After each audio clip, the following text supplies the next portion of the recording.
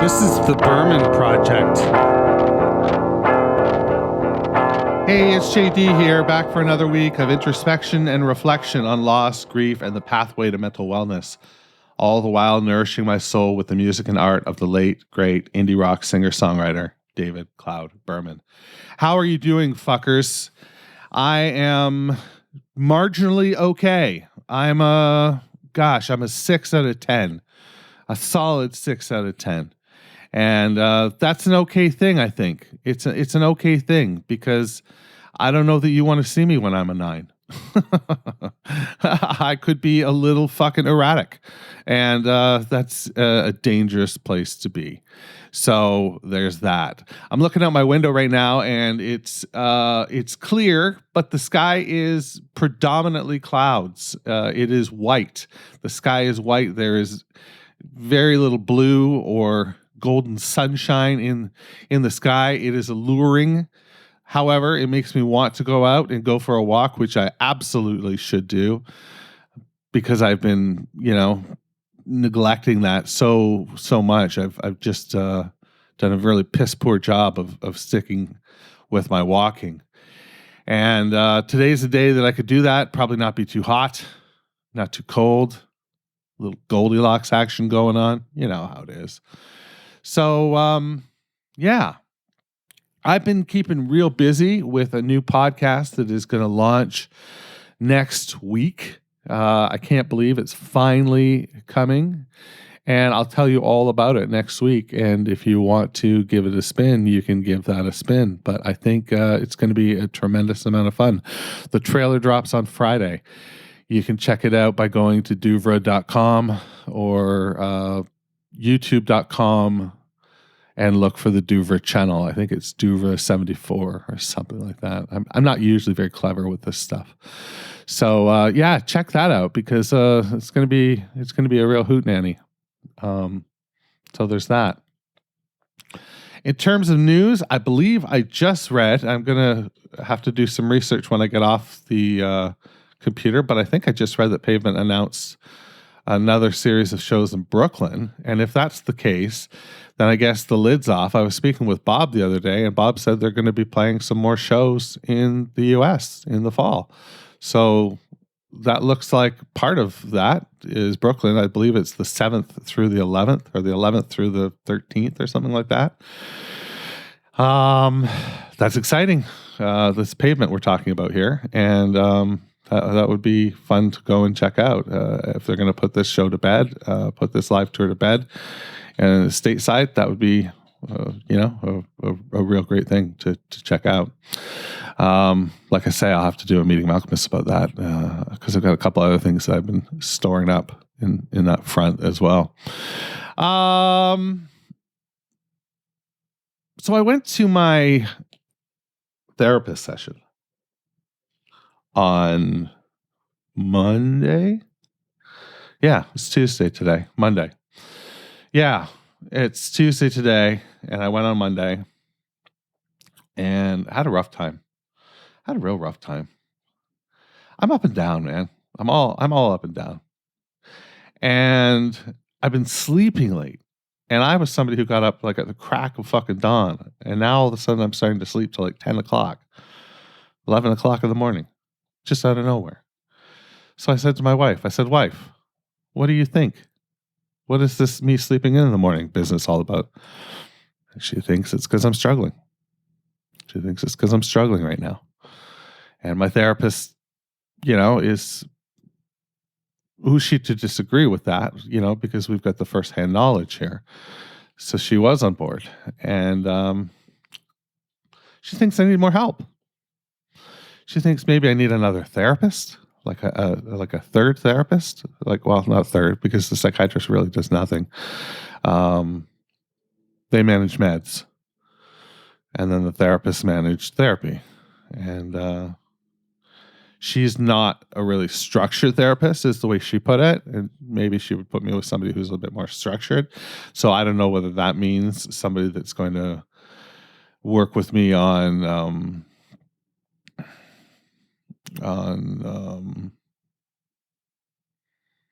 various modalities of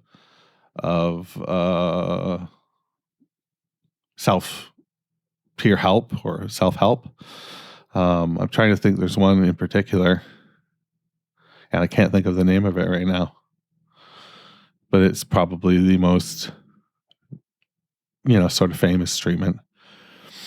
And like little does anybody know, I lost my memory getting convulsive shock therapy. I would do it again. Sign me up. Like, let's get this shit over with. Yeah, I'll cash in some more memories. Like, if I get to have a better experience with life, I don't know. And then the psychiatrist, last time I spoke with him, I don't know whether I told you this, but he talked about actually taking drugs away instead of adding, like actually reducing some drugs. It's like, say what? So that's an update on, my medical situation and all that good stuff. It's tough, man. It's tough being us sometimes, isn't it? And I didn't have coffee today. On top of everything else, I didn't have coffee. It's like that Airplane, the movie Airplane, when they make that joke about having no coffee and suddenly the whole plane goes berserk. And it's pretty funny. That's what I have to tell you today. In 1984, I was hospitalized for approaching perfection.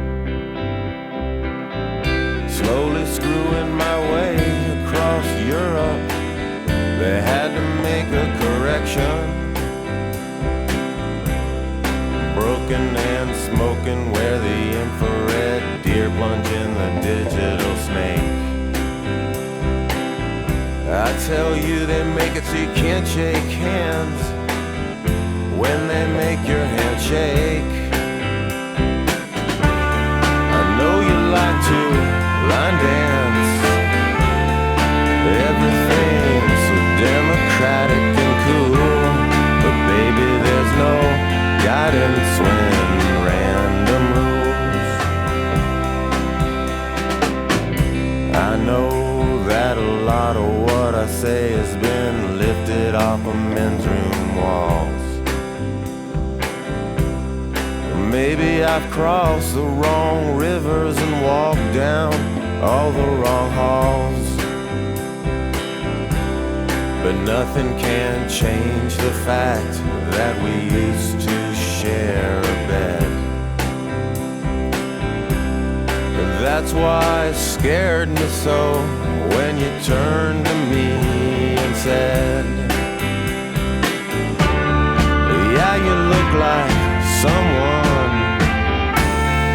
Yeah, you look like someone who up and left me low. Boy, you look like someone I used to know.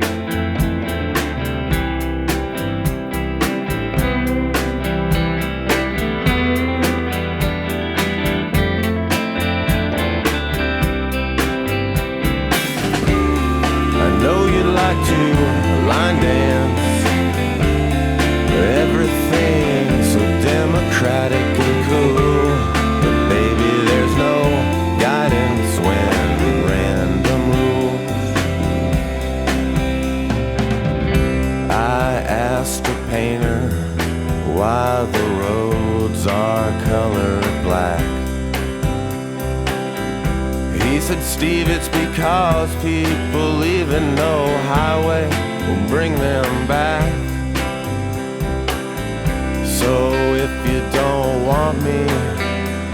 I promise not to linger. But before I go, I've gotta ask you, dear, about that tan line on your ring finger. No one should have two lives. Now you know my middle names are wrong and right. Honey, we've got two lives to give tonight.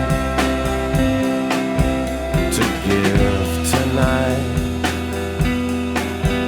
To give tonight. Oh, oh, oh, oh, oh.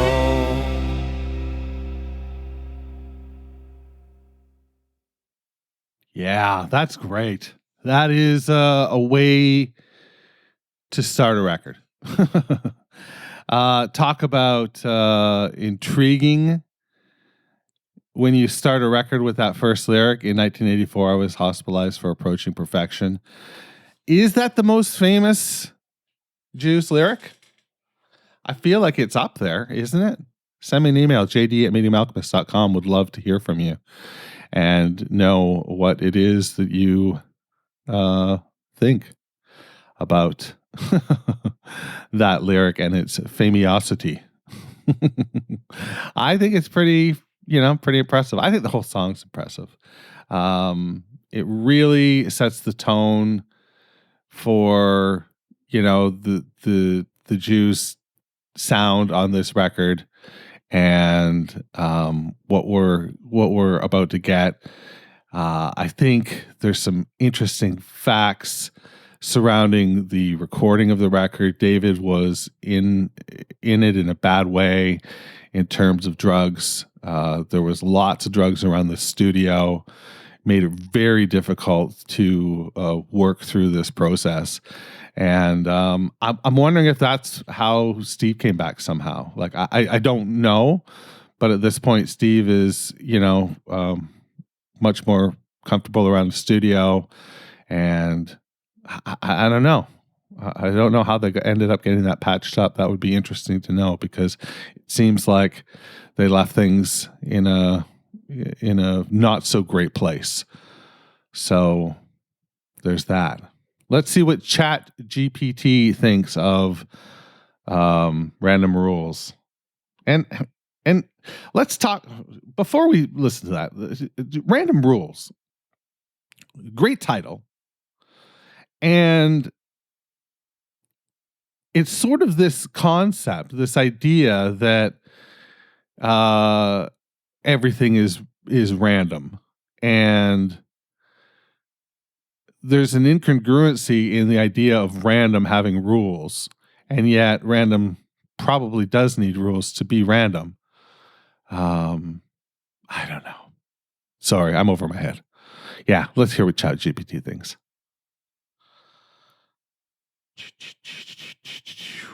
Random Rules is a song by American indie rock band Silverchews, written by the lead singer and songwriter David Berman. It was released in 1998 on the band's album American Water. The song features a slow, wistful melody and introspective lyrics that touch on themes of loneliness, addiction, and unpredictability of life. The title Random Rules refers to the idea that life is full of unpredictable twists and turns that can sometimes feel arbitrary or even cruel. The song's opening lines set the tone for its melancholy mood. In 1984, I was hospitalized for approaching perfection. Slowly screwing my way across Europe, they had to make a correction. Berman's lyrics go on to paint a vivid picture of life marked by self-destructive tendencies and a constant search for meaning and connection.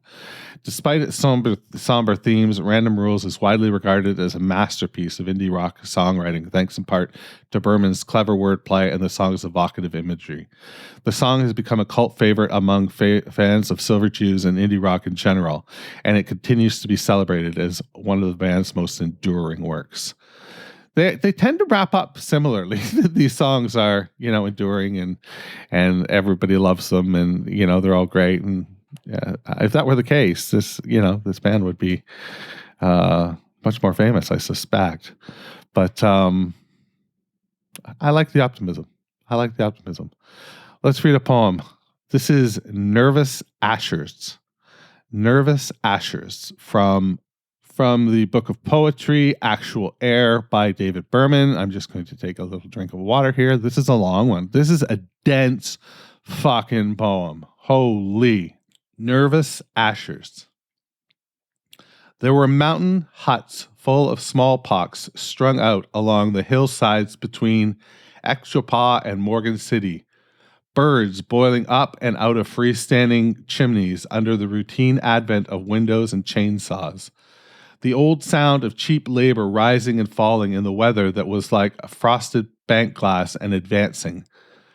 There were heaps of tangled sawhorses and tripwire, vacant jaspers and wolframite mines, mounds of dead Ataris and scarred desk drawer Bibles scattered across those abandoned counties that lay inert as rope. Hazel and Bobby lived together in the old slave shack I rented out in the purple fields. They cut Canadian thistle and picked sloe berries off a blackthorn for a living, slashing their hands and bickering all day in the frayed heat, visiting me in the cool main house most evenings. We'd sit in rooms without ceilings, drinking White Hill whiskey under the recumbent stars, and Bobby, who would love to go on about things, would reminisce about his dead wife who's contracted a disease from sleeping too close to a box fan. On Sundays, they wouldn't move a muscle. They'd just sit there like two piles of coins, quietly warming through the afternoon, then slowly cooling off over the evening. Bobby puts on his sound jacket. Shards of hospital bed are locked in the bass drum. Through the warm, dolly-cloyed rafters, I can see birds flying over the practice room. The snare is stuffed with traffic tickets, and out the window there's my horse walking in the stream always behind schedule. There's a dust mote hawk landing in slow-mo on my guitar. Hazel's saying something about Ernest Woods over Tullahoma, who'd had a dream about a cougar sleepwalking on Polk's grave and how that was bad luck for the region. Those that look out the window are darkened. All those faces pass down through the centuries that kickstart the rivers and grow like nerve endings in a coal cart until they are key cold and shoved through the death git, a caliphate set free, released into the dirtways. And John and his father trap mink under the chain lightning in the libraries they've landed in, where all the talk about shadow-dappled paths is typeset, published, and poured into a break in the earth. Hazel murmured to no one in the room. You might think it was all words and dark tickets as we began to play RMT in the swimming weather chart sundown, and it was. Outside, you'd still hear the music, hear someone singing, actors dreaming, got nowhere to see, stay, my sheet, go walking, run and fly. And it would sound better from far away, like a faded sketch of a long-forgotten pacer at the Downs. All the while, platinum ticks are dropping off the trees like little Romans onto an auburn shower curtain, half buried in the forest floor. Already gone were the golden days of easy credit, the days of approaching squat south-central skylines from underneath the ice-blue tides of the windshield. The 5-cent war comets howling saran yaps and careening school cords. All that was left looking like two lost eyeballs on the field after Spotsylvania were a couple of plastic knobs in the dirt, one for tone and one for rinse. This place is like a haunted turnpike closed down for years while things still happen in the little turnoffs to the renowned teenagers that never came back. If you came in the day and you're lucky, you might catch yourself a nice photograph of two sweat bees fucking on a Coke mirror. You might see my horse breaking across a white-colored clearing, or maybe hear the old cords coming for no reason, out of sockets in the walls, because there's an answering machine clogged with ice deep in the Courthouse Mountains where he lived and died in the breach. I got nothing. That was fucking rich, man. There were a lot of words, and there were a lot of words I didn't know in there. Oh, David Berman, you've got it going on. That was wonderful. Not my favorite, but probably a little too dense for me. I'd have to read it about 40 more times to get something out of it. Did you get something out of it? Send me an email, jd@meetingmalcolmist.com. Would love to hear what you thought. That's what I've got for you this week. Stay hungry, stay foolish, And for heaven's sake, wash your goddamn hands. The Berman Project is a production of Douvra Podcasts and Such. You can find out more about the show at www.thebermanproject.xyz. That's right, I'm fucking Canadian. I'm also social. Find me on Twitter, Instagram, and all the rest at Berman Project.